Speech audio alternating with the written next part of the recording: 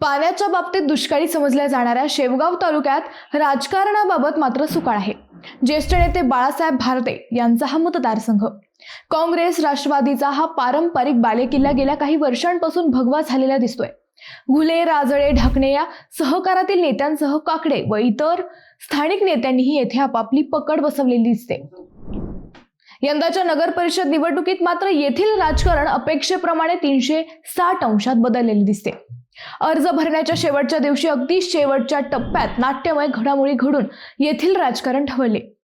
भाजपचे प्रदेश कार्यकारिणी सरचिटणीस अरुण मुंडे यांनी बंडखोरी करत थेट शिवसेना शिंदे गटातून एबी फॉर्म मिळवला। त्यामुळे स्थानिक शिंदे गटाचे इच्छुक उमेदवार विद्या गाडेकर यांनी हा फॉर्म विकल्याचा आरोप करत स्थानिक शिवसेना पदाधिकाऱ्यांवर गंभीर आरोप केला। नगराध्यक्ष पदासाठी 16 जणांचे तब्बल 24 अर्ज दाखल झालेत। निवडणूक रंगलीये, आता नेमकं काय होऊ शकतं हेच आपण या व्हिडिओतून पाहूयात। नमस्कार, मी अद्वैता आणि आपण पाहत आहात अहिल्यानगर लाईव्ह 24, नगरी राजकारणाचं परफेक्ट अनालिसिस। शेवगावमध्ये गेल्या 3 टर्म पासून भाजपच्या मोनिका राजळे या आमदार आहेत, परंतु राजळे व स्थानिक भाजप पदाधिकाऱ्यात मोठी दुफळी आहे। वारंवार याचा प्रत्यय आलाय। प्रत्येक निवडणुकीत आमदार राजळे यांना स्थानिक नेत्यांची त्यांच्यावर असलेली नाराजी झेलावी लागते, परंतु तरीही आमदार राजळे या बाजी मारतातच, असा इतिहास आहे। शेवगाव नगर परिषद निवडणुकीतही राजळे मुंडे हा वाद प्रकर्षाने जाणवला। भाजपचे प्रदेश सरचिटणीस अरुण मुंडे हे नगराध्यक्ष पदासाठी आपल्या पत्नीच्या उमेदवारीसाठी इच्छुक होते, परंतु राजळेंनी त्याला विरोध केला।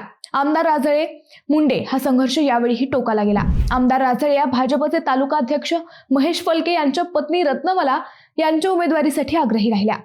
त्यांनी रत्नमाला फलके यांच्यासाठी भाजपचा एबी फॉर्मही मिळवला। रत्नमाला फलके यांची उमेदवारी जाहीर होताच मुंडे समर्थकांनी डाव टाकला। अरुण मुंडे यांनी स्थानिक शिवसेना पदाधिकाऱ्यांना हाताशी धरून शिवसेना शिंदे गटाचा एबी फॉर्म मिळवत आपल्या पत्नी माया मुंडे यांना थेट धनुष्यबाणाच्या चिन्हावर नगराध्यक्ष पदाच्या निवडणुकीत उतरवले। शिवसेनेने आयात केलेल्या उमेदवाराला एबी फॉर्म दिल्यानंतर शिवसेनेकडून पूर्वीपासून इच्छुक असलेल्या विद्या गाडेकर संतप्त झाल्या।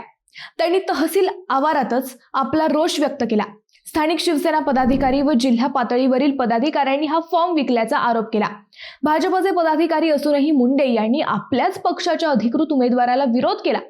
राजळे मुंडे या वैराचा हा दुसरा अंक सुरू झाला।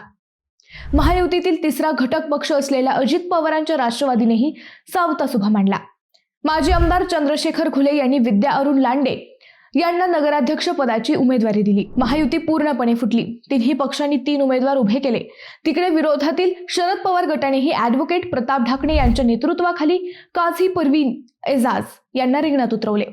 काँग्रेसलाही आपली ताकद दाखवायची होतीच, त्यांनीही इंदिरा बाबर यांना मैदानात उतरवले।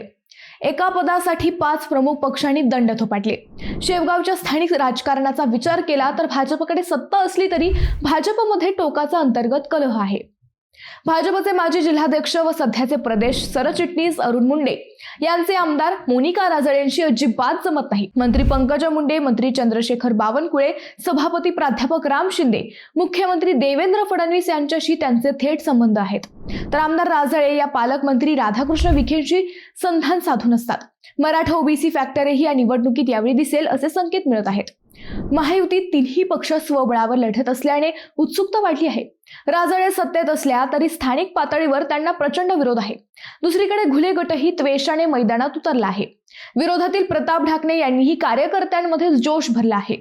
दोघांच्या भांडणात तिसऱ्याचा लाभ होण्याची शक्यता शेवगावात व्यक्त केली जात आहे।